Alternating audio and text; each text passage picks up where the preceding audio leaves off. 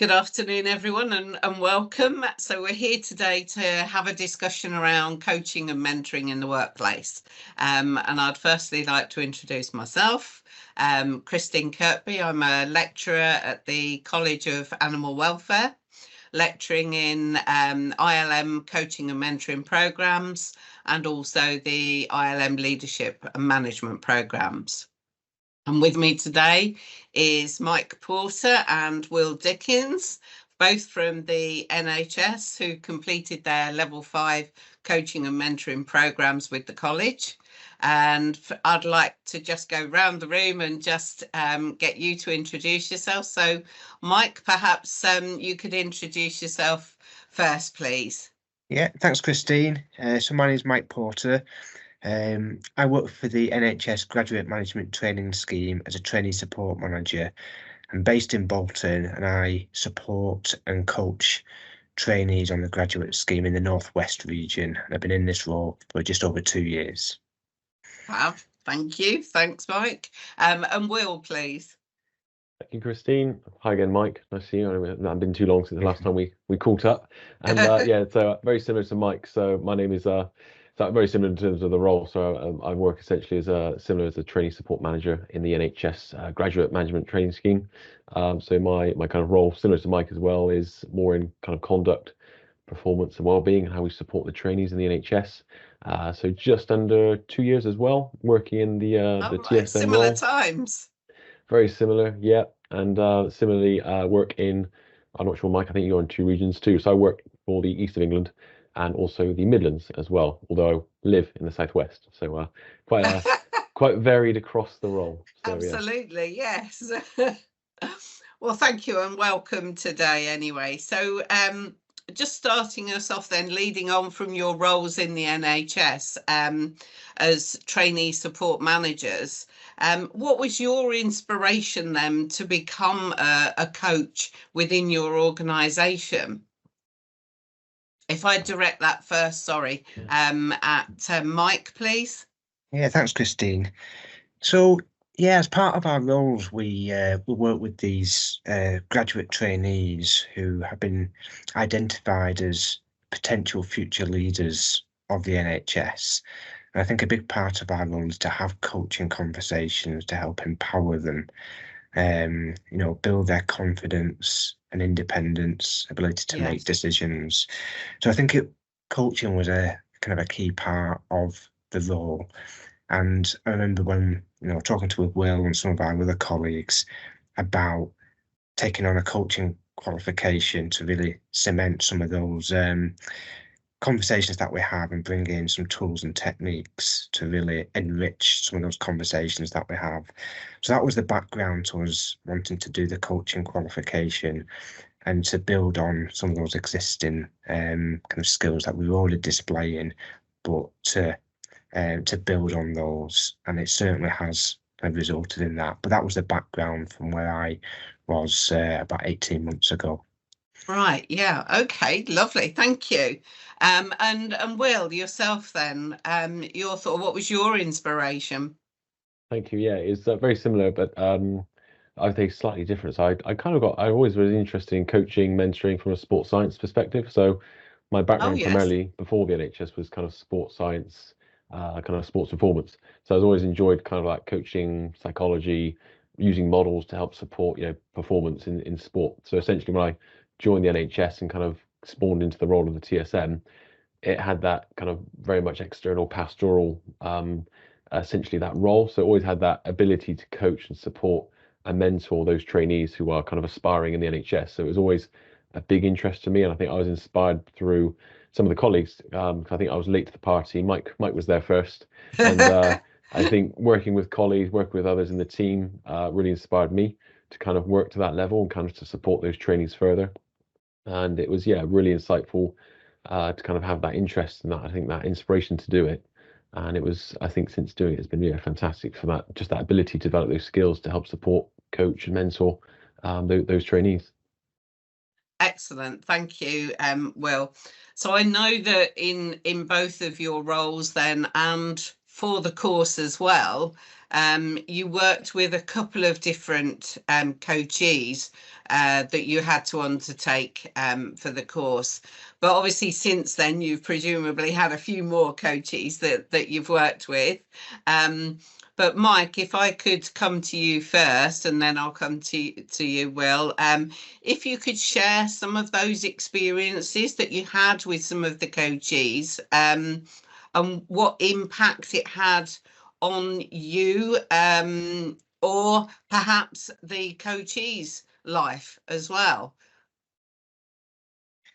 Yeah, I mean, I found it absolutely fascinating after we'd had the training sessions and to put into place, I think, some of the communication skills and demonstrating things like active listening and questioning styles.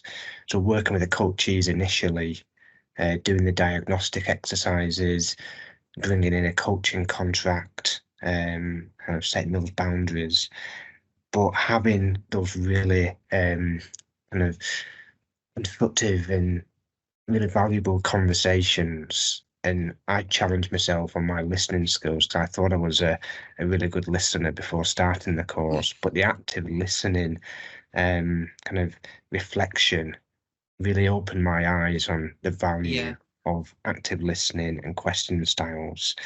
So I worked with 3 coaches during the course, and we really had some great conversations, setting objectives and progressing those. And 3 of those coaches now have moved on to leadership roles in the NHS. So there's a real result there, because that is that's such a positive outcome, isn't it? Yeah, one of the high-level objectives of the graduate scheme.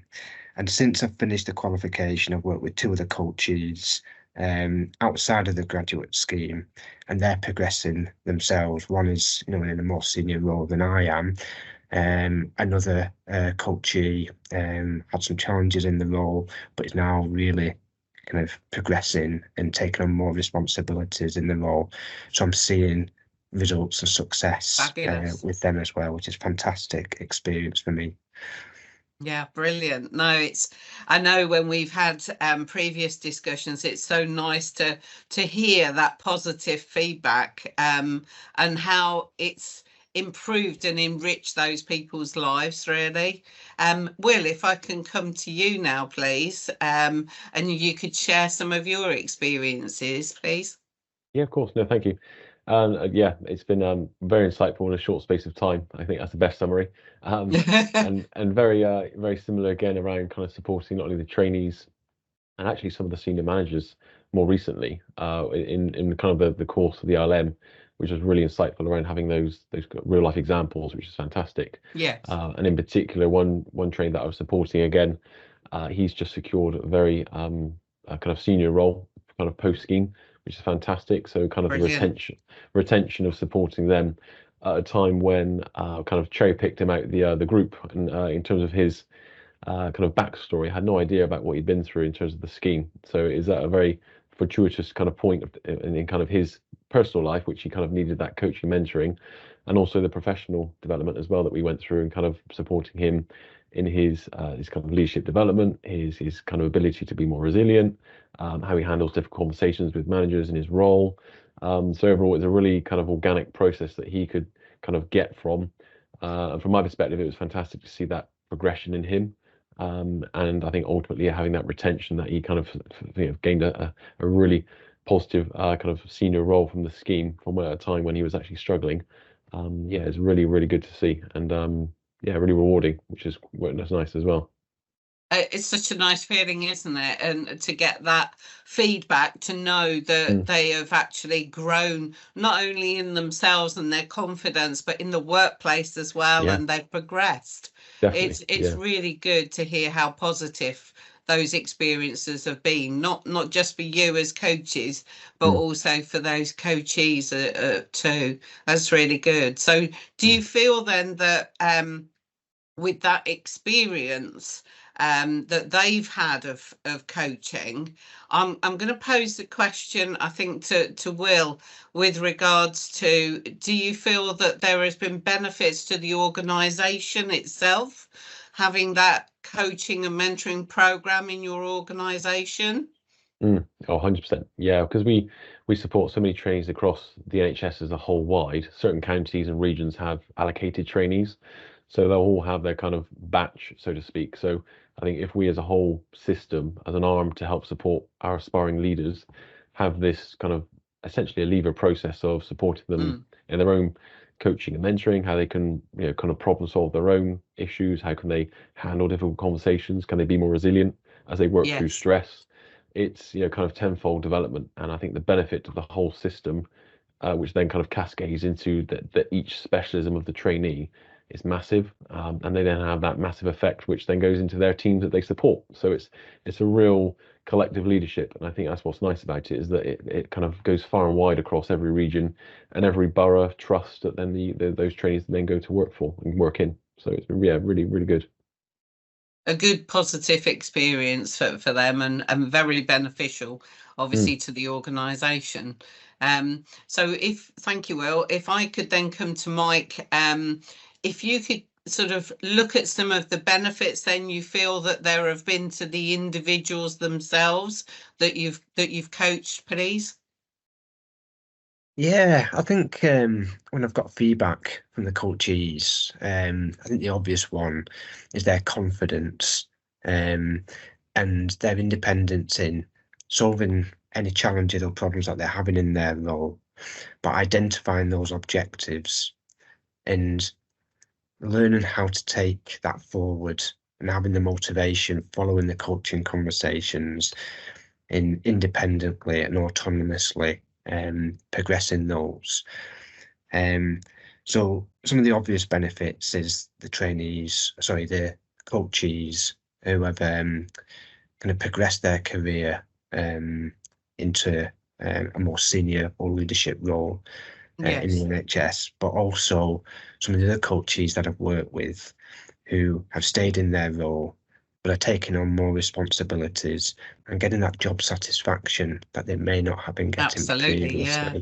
So they're driving their own performance, which links to the benefit of the organisation, but also the benefit to the individual as well. They're performing better, getting more job satisfaction and recognition.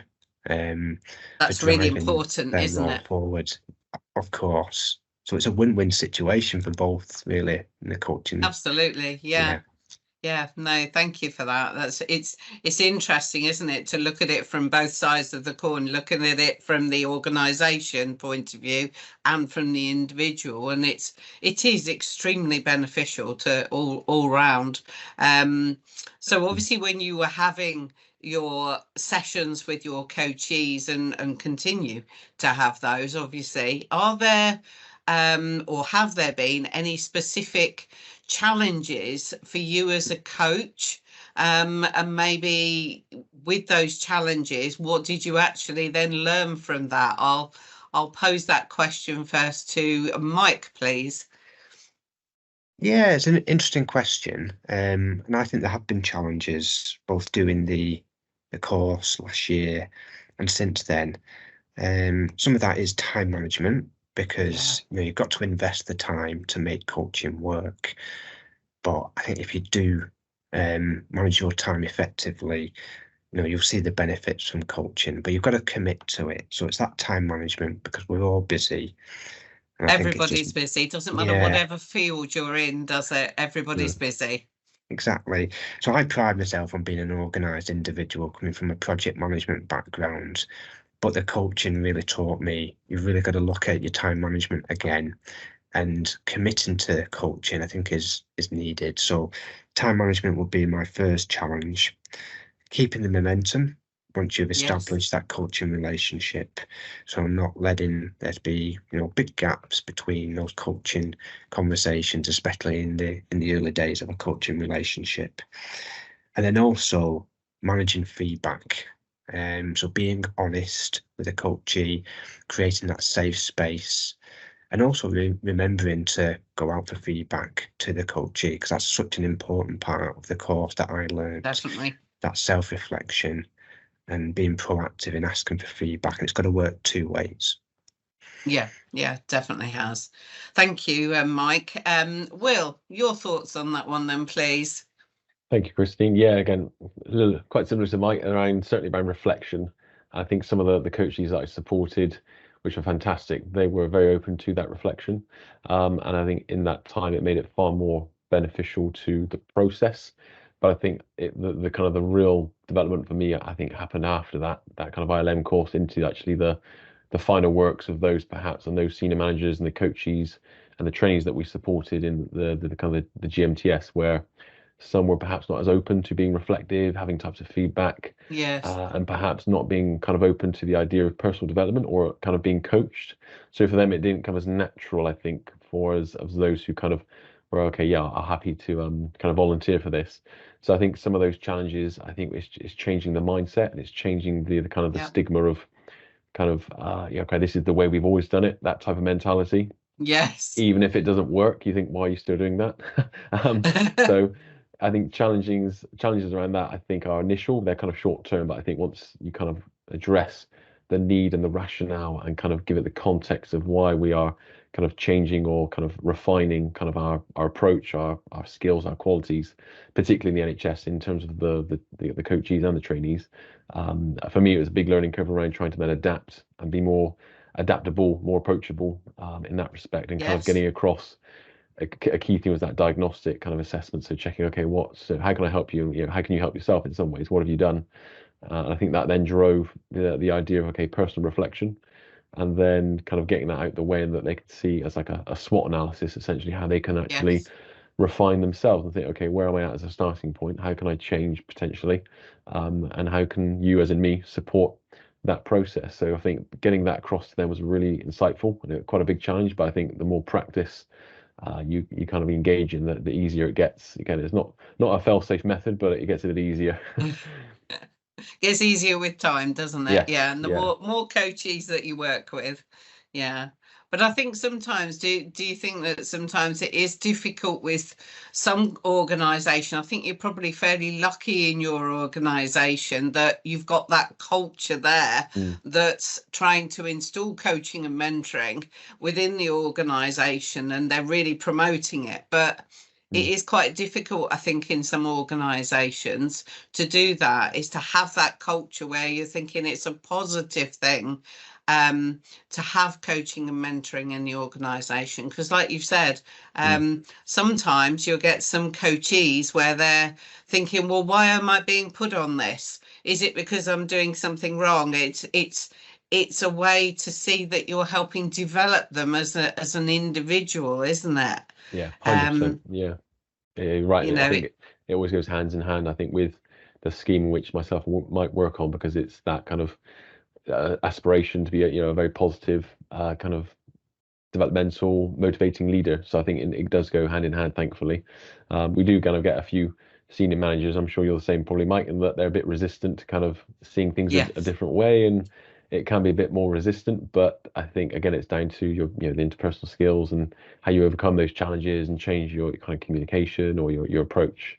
But ultimately, it's always a good learning process. Absolutely, it definitely is. And I think that brings us on to another point, really, as to what sort of qualities you feel are important that you should have as a coach. Obviously in that role you've spoke about being supportive, and it's having that knowledge as well around your own sort of subject area and the models and tools that you're going to be using. But what do you believe makes a great coach? If I direct that up Mike first, please. Yeah, I think the first thing that comes to mind is being a good listener and communicator. So I think I mentioned before about active listening. What does that actually mean? And then being a responsive communicator and using in the conversations different questioning types to enable those conversations to be as productive as possible. I also think as a coach, I've learned that you need to be patient, when listening to coaches, and also positive thinking with a positive approach to problem solving. And you can bring in different models, but having a positive approach to the conversations and to feedback. And I think come into those conversations in different situations with that mindset, you see the response from the coachees, and you're very likely to get that positive approach back, especially if you're trying to empower the coachee to take responsibility, for their objectives. Thank you, Mike. And Will, your thoughts, please, on what qualities you think there should be to make you a great coach? Yeah, I certainly echo all of those from Mike. Yeah, absolutely. It's I think your interpersonal skills, ability to communicate, types of feedback you can vary, being adaptable.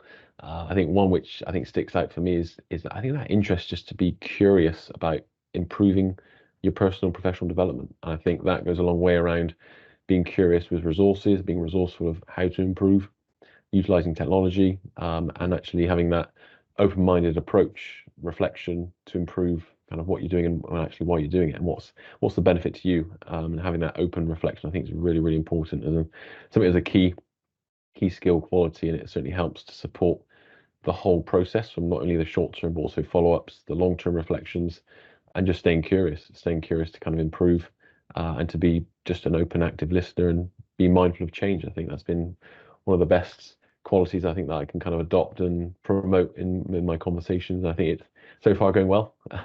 Good. And it's not all the time does it kind of meet, and it's trying to kind of make people aware of that kind of emotional intelligence of what you're trying to get across, and how is that important to them, and finding out their values and their approaches and what does it mean to them. And I think that's a really important kind of quality that you need to adopt in those conversations to ensure that you can get across that specialist knowledge, those models, because without that initial interest and drive, everything else I think is a bit a bit shallow. Yeah, I think at the end of the day, it's a bit like you've both said. You've made the comment that being positive, having that encouragement, because you're trying to encourage those coachees to be able to reach their goals, and having that knowledge as well about certain sort of goals and tools and techniques that you can use with them, is going to help sort of install that in the process. So there are a number of different tools, as we've mentioned before, but there are a number of different models also. And I know that in your own, when you were doing your course, you used the GROW model. But maybe you could explain what you felt worked particularly well for you, and was it having that GROW model to work with and follow that process? Did you find that really useful? And would you maybe use other different models in the future, perhaps? If I pose that question to Will, please. Yeah, that's a really good question, and particularly around, I think the availability of models, I think, has been a fantastic, and I think trial and error. I think one of the best thing I've kind of adopted around my processes for coachees at the time, as well as now in the GMTS. But I think, the GROW model was something which I used very, very kind of consistently across most conversations. And I think it was a fantastic tool to use as a starter, kind of as a middle and an end as well. So it allowed a really fantastic reflective process that those coachees and now kind of the colleagues that we support now in the GMTS can still use. And it's so fundamentally kind of apparent and kind of insightful, but it's so basic as well. And I think it keeps it really relative to the kind of the 4 key pillars of that kind of that goal, response, action, and how it supports the reality and opportunities, and how that relates to everything else for them. I've adopted the similar to the SWOT analysis as well, which is very, very important. Again, nice as a diagnostic before, middle, and end.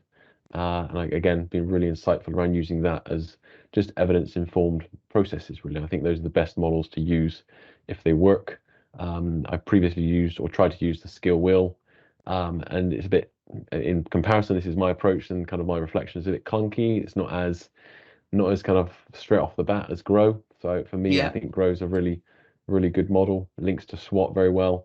It does indeed. Yeah. It can be utilised, I think, across many different parts of the conversation, and in particular the rationale of why that coachees that you're supporting as well. Excellent.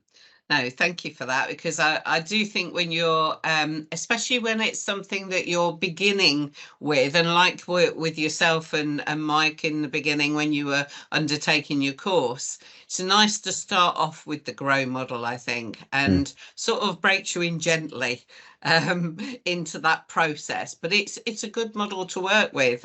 What's your thoughts, Mike, on that? Yeah, I agree with Will. I think the GROW model was a great starting point, but I've looked at others such as the OSCAR model, which was really useful as well. But Yes. I've gone back to the GROW model because I think it's simplicity and effectiveness.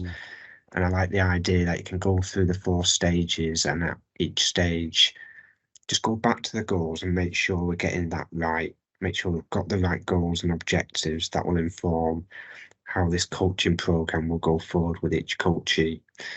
So yeah, I found the GROW model, and it's highly recommended. Very powerful in kind of identifying those goals and objectives.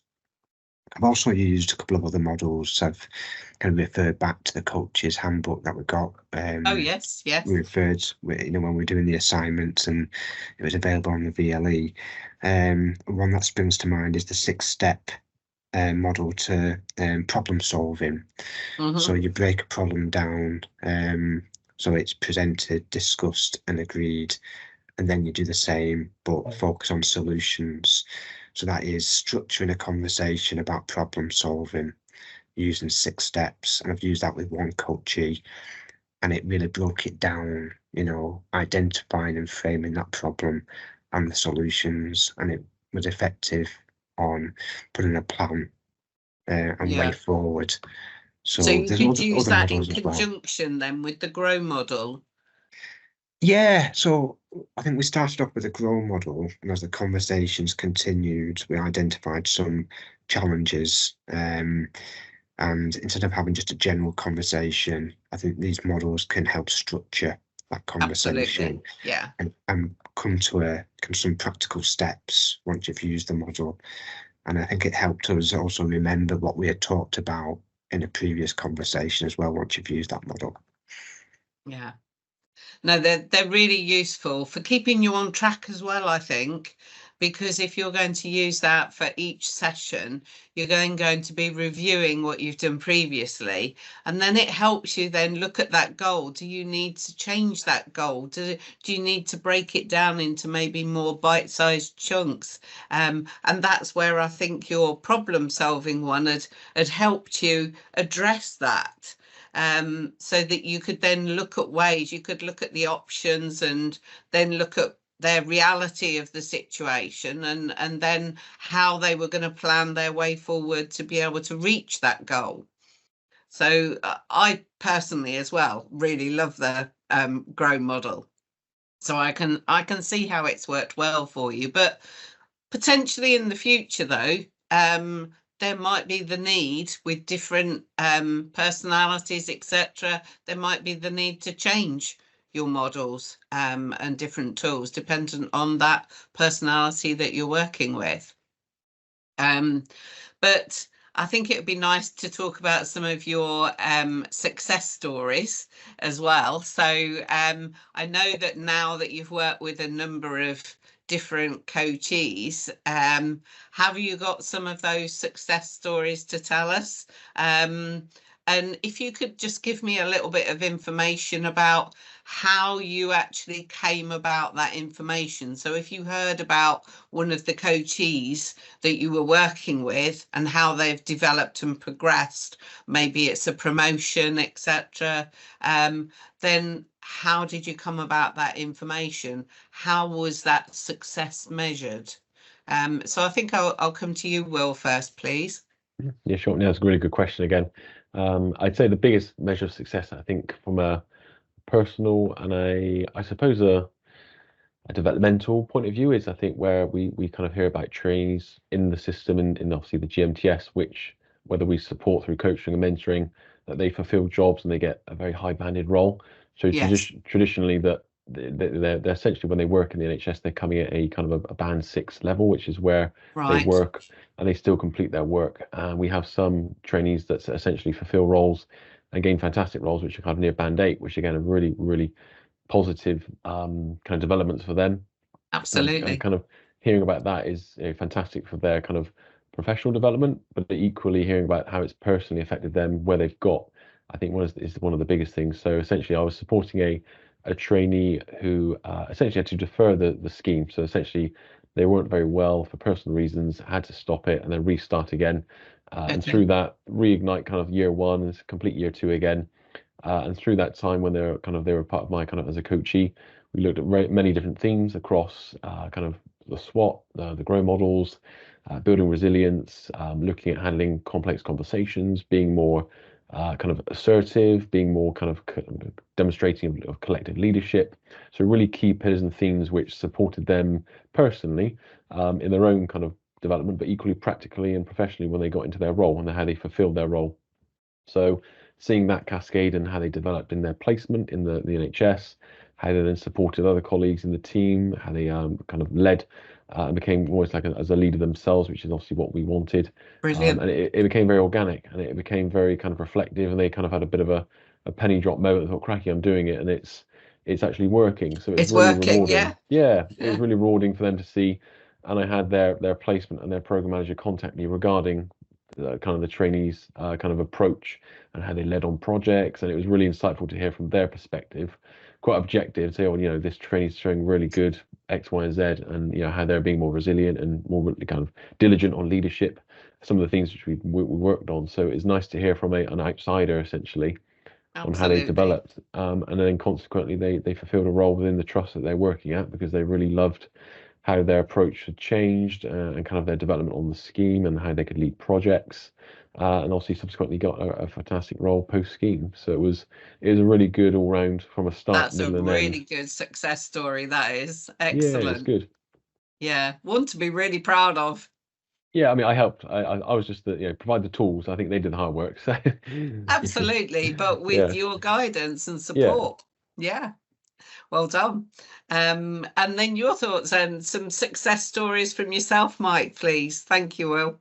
Yeah, of course. Similar to Will, I've seen kind of coaches as part of the graduate scheme move on to their leadership or management roles, which is one of the objectives of the scheme, and the coaching conversations has assisted that. And I think one of the trainees said to me that he would have been happy with a certain level of role. And following the coaching sessions, he achieved 1-2 grades higher than what he was initially aiming for, which is a fantastic achievement. Yeah. But seeing, the trainees moving to new roles, I think it's also getting the feedback from them. So as part of the kind of the coaching training, we get the feedback, we measure progress against those set objectives, and also getting feedback from their line managers so they can see their progress throughout the coaching program and after that.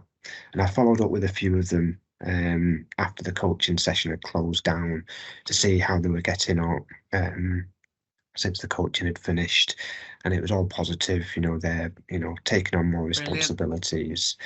I've had a couple of shout outs on LinkedIn as well, so that's feedback that's not been prompted, which is always nice to hear. Oh, that's lovely. It's good to hear from people recognizing the coaching, because they may not realize the effectiveness at the start or while they're going through it, but after the coaching program has ended, they recognize how valuable that was in giving them the confidence and the tools to progress their career or to take on more responsibilities in their own roles, which is, again, it's a benefit for everybody. Of course, yeah. Oh, that's fabulous, isn't it? Really good to hear those success stories, how it's worked well, and it gives you, not only for them as well, having that sense of achievement for those individuals, but makes you feel good too, doesn't it? It's really beneficial for everyone, like you say, not just for those individuals, but for the whole organisation. So yeah, thank you for sharing that. So just moving on then to having dealt with some of the different coachees that you have dealt with in the past, presumably you've come up against different personalities. So how did you find you adapted your approach to different personalities? What did you do in those circumstances? If I direct that to Will, please. Yeah, so in terms of adaptation, it was, for me, one of the biggest things, I think, with the GMTS that we work in. It's having such a massive variety and diverse background of trainees that we support. So there's always going to be opportunities where those differences lie, which is fantastic. Yes. But how they can be potentially introvert or extroverted, and how their approach to development or no development is, yeah, something quite a skill. So kind of adapting that approach usually for me would be trying to develop the rapport straight away in that initial session, and Yeah, kind of it's really important, isn't it? Yeah, it was, yeah, certainly, and kind of gauging their general interest, general conversation, assessing their kind of behavior and their kind of character, and seeing how that kind of responds with general questions, and then kind of refining then the kind of context of the coaching or the mentoring models, and potentially how that sits with them. So I always like to kind of refer back to them leading the session and me just providing that scaffold. So having them led the session, it certainly helped it to gravitate to how they best work, whether it be kind of more kind of written or verbal, or looking at kind of types of feedback or types of communication skills, varying tone, varying body language. And I think gauging, I think when we were working with the coachees, is I think not only did they learn about the skills of coaching, mentoring, but equally understanding general interpersonal skills as well. So how, yeah, Yes. you get to know a person, you get to know about their personal and professional insights. It's amazing how you kind of, when you try and support someone, it's amazing how much they can kind of describe personally to you. And I think that's kind of a key adaptation of your approach is, they're going to tell you some sensitive things, some confidential things as well. So it's being mindful of how you then deal with those themes. Absolutely. And then bringing it back to how you can then know your limitations to the session, and giving them that idea as well, that, you're not a full-blown psychologist in that respect, but at the same time, you can certainly provide practical evidence-based tools to support them. And I think that was quite a skill to ensure that you could adapt quickly, but also refer to as well long-term to help adapt many coachees and mentees as well. Yes, and also I think from that point of view as well, is knowing your outside resources as well that you could use in order to perhaps refer them on to somewhere else if it's outside of your remit. So it's knowing not just about adapting it within the sessions, but if it's outside of your remit, knowing where you can then go to. Perhaps it might be the need for a counsellor, for example, or other. Yeah, definitely. But it's knowing when to draw that line, isn't it? Yeah, we usually we have, for example, like occupational health kind of bodies within the NHS, or kind of referrals through to the GPs, for example, that many a time regularly I usually kind of recommend and liaise and kind of suggest for their own personal development and personal assessments, and how they then bring that back to the NHS and their trust job. And I think that's where the two parties join. And I think having that colleague and that professional to kind of think, okay, well, have you considered this? Could you possibly refer to that? And they kind of think, oh yeah, that's probably a good idea. So it's definitely knowing your boundaries in respect of coaching and mentoring, but equally being respectful for them too, and kind of supporting them and not disregarding it if they do say it in that theme or that kind of discussion, because no doubt they will. So I think they will, because if you've built that rapport with them, exactly, then they're definitely going to open up with you. Exactly, because they trust, and I think they trust you as a profession. So it's a great honor in that respect, and it's then having that kind of awareness and adaptability to refer to the right bodies, isn't it? Absolutely, yeah. Thank you, Will, for that. And your thoughts, Mike, please. Yeah, I think that was really interesting what Will was just saying, and especially with the building trust and building rapport. And I think it's, something as a coach that I've reflected on, is that ability to adapt, how to do that, especially in the early stages of a coaching relationship. But other things that I've been thinking about is, since I've been working with coachees after finishing the course who are probably more senior, is adapting the use of diagnostic tools. Because one coachee was keen on the communication and learning styles questionnaires, but another coachee wasn't. So we had a different approach to how we would kind of work out how these conversations would go and setting objectives. And they were very clear on, they had a great idea of what objectives they wanted to set, but wanted to do it in a structured way, which is why she registered for coaching. So yeah, I think it's just adapting, diagnostic tools or other tools or models to be used, and also adapting to the person in terms of building rapport and making that connection with a coachee. But I think as I've grown in confidence, taking on other coachees, I've learned how to adapt and learn from each experience with the feedback that I've received. Thank you, because it's not always, sometimes you may well do these different questionnaires for learning styles, for communication styles, but that's not to say that they're going to change throughout the whole process. So it's having that good rapport with them, understanding that relationship, seeing when those changes take place and what they prefer as well in that communication with yourselves. They might prefer something different to what actually comes out as their result on one of their questionnaires. So it's having that conversation and building that rapport and understanding each other is really important, to know what you can do best then as a coach for them. So I find it all very interesting how we can use all of these tools and techniques, but it's a huge amount of it is to do with the relationship that you have with that individual. But just sort of thinking about others in the role of coach, if somebody came to you then and said, oh, I'm thinking about becoming a coach, what advice would you give them, Will? I'm going to fly the flag of the CAW. It's I think finding the right training provider, I think, is key.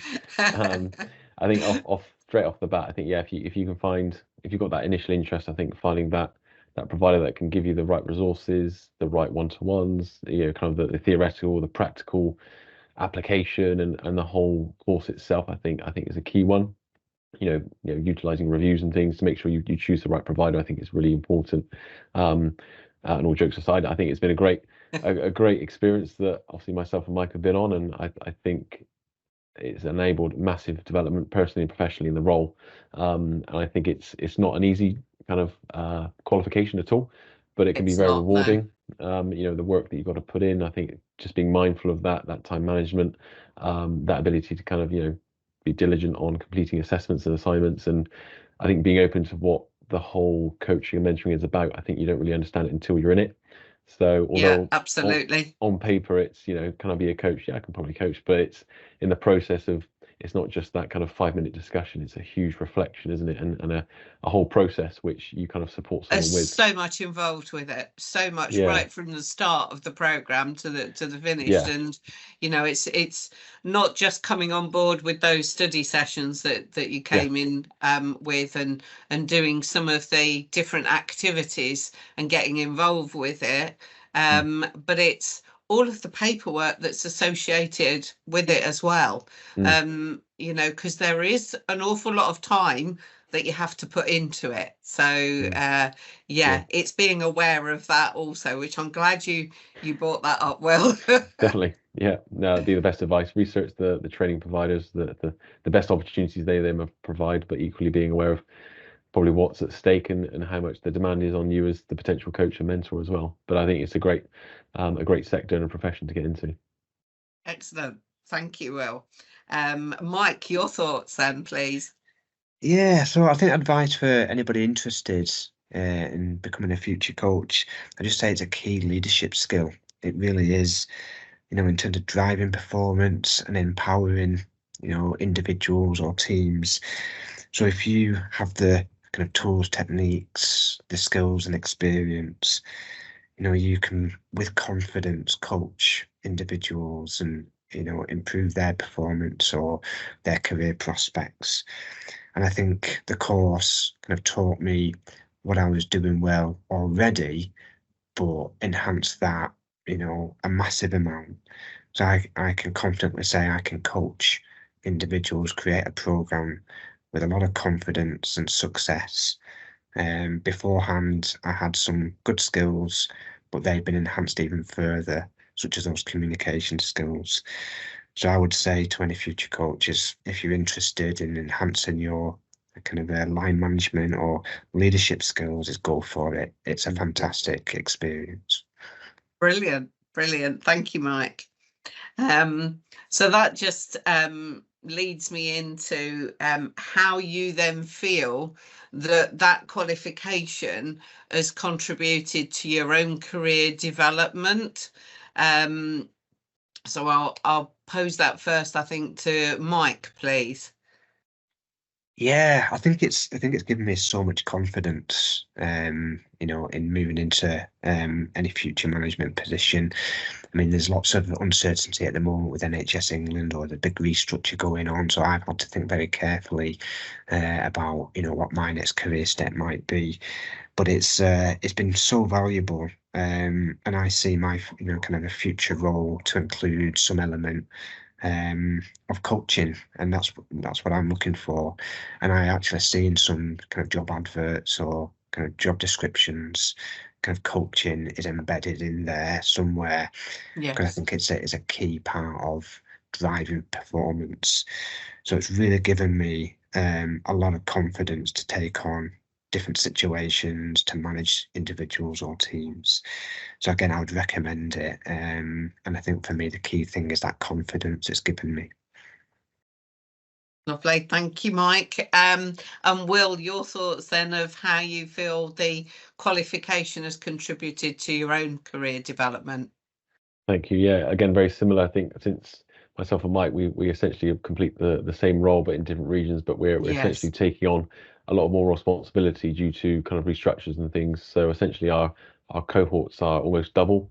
So I think with the coaching and mentoring, it's allowed, I think, just a stronger lever to kind of coach, mentor, and to be more robust with the conversations that we have, rather than taking on, you know, the double the workload. Essentially, we're streamlining how we then approach some of the kind of problems or the issues that some of the trainees then face. So I think we're kind of not passing it off necessarily, but we're, you know, kind of teaching them to be very robust quickly because of the time restrictions. It's again allowed us to become more efficient in how our conversations come from, you know, whether it be, you know, becoming more diligent or promoting leadership or being more resilient. And I think that the course itself has applying those models, just enabling it, just the skill, and definitely agree with Mike, the confidence to actually have those techniques and to repeat them in a day in day out basis has been fantastic. So it's yeah, really supported my own development in terms of progressing again through managing trainees within the NHS, as well as some of our senior managers who are then supporting those too. So it's been, yeah, insightful for me personally and professionally, and certainly see it kind of being a real strong kind of arm to my kind of skill set, as well as into the wider field of next role and kind of further afield. Excellent. Oh, well, thank you both, Will and Mike. It's good to hear that it's so positive for the future for you both. So if we look then a little bit to the future and think about how maybe technology is influencing the coaching and mentoring field, what are your thoughts at the moment with, I know over the past few years, technology has just sort of spiraled, really. And we've got new ways for collecting data and using that to improve individuals in the workplace, improving our materials as well for our learning materials, but also with the new AI technology as well. What's your thoughts then, if I come to you, Will, first, on how technology is influencing that coaching and mentoring field now? Yeah, really good question. I think it's being mindful of its opportunities, and I think making it far more streamlined for resources, far more efficient on kind of planning of sessions. And I think, you know, the digital age of being able to conduct these sessions as we are now, kind of in 3 different parts of the country. That's I think right. it's got massive scope, and I think it's made possibly coaching mentoring far more efficient for those who are busy or kind of practically can't attend face-to-face things. So it's, I think, a really key lever to support the effectiveness of sessions. But I think, yeah, definitely being mindful of the kind of the merge of AI. Although I'm not particularly concerned. I think sometimes a personal approach. I think culture. You know, AI will never have culture, and I think compared to a being. So I think the culture from how someone's come up, their philosophies and their approach, even just basic things as their character and their accent, I think as an AI bot, I like to say I would be superior to that. However, in terms of the advance of speed and I think general resources, I think it's no better time to be getting into coaching and mentoring. So I think the availability of access of resources and utilizing evidence-informed things, yes, it's no better time. So yeah, not too concerned, but being mindful of it and how it supports us, I think is key. And know its limitations. Absolutely, yeah. No, I agree. Knowing its limitations is important. Thanks, Will. And your thoughts, Mike, on that? Yeah, I agree with Will. I think kind of fascinated with the what's the next big innovation. It sounds like AI. It's it's here with a lot of industries already. Yes. And I think it will impact all of us, become a regular part of our day-to-day lives at some point. But I think with coaching, you can't beat that personal approach, especially building rapport, emotional intelligence. So, that needs to stay, and use technology to our advantage, whatever those possibilities may be with AI or whatever the next big thing is. So yeah, that personal approach is so important. Yeah, I agree with both of you. I think it's so important to have that personal approach. There's nothing better than being face to face with somebody and building that rapport. I very much doubt you can build a rapport with a bot. So I think it's a long way off, I think, before that happens. Yeah, we're safe for now. That's not to say that. Sorry. We're safe for now. Safe for now, yes. That's not to say, though, that we can't use some of the AI to improve some of our materials that we work with to enhance our sessions. Yes, of course we can. But yeah, I think we're a long way off from them taking over. So finally, it leaves me to say, you would recommend then the course to future students, would you, Will and Mike? Definitely. Yeah, certainly would. Yeah. Wow. Yeah, fantastic experience, and you were a great tutor as well, guiding us through those coaching sessions when we were doing the assignments and the CAW virtual environment where you had all those resources were fantastic as well. So good. Yeah, I think we both definitely recommend that course that we did. Yeah, agree. Excellent. Well, that sort of concludes our discussion. I want to thank you both, Will and Mike. Thank you very much for your time today and taking part in the discussion on coaching and mentoring in the workplace. It's been very insightful, very interesting discussion, and I wish both of you every success for the future as coaches. Thank you very much. Thank you. Thanks, Christine.